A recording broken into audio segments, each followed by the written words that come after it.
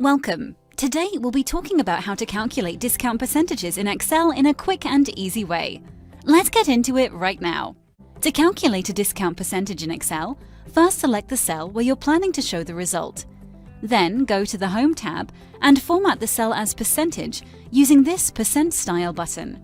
This way you'll make sure Excel will display the results as a percentage, including the % sign. Once the cell has been formatted correctly, we type in the equal sign and divide the discounted price in C3 with the original price, the price before the discount was applied in B3. When we press enter, we get the first important result, which tells us that the discounted price, €7, is 70% from the original price of €10.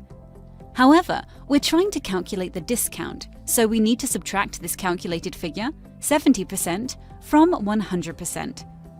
In terms of the formula, we need to subtract the first result from the number 1. So, this is the final formula, which will help you calculate the discount percentage in a quick and easy way.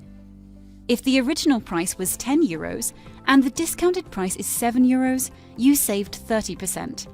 And if the discounted price changes to €9, Excel automatically recalculates the discount percentage and shows 10% in the target cell.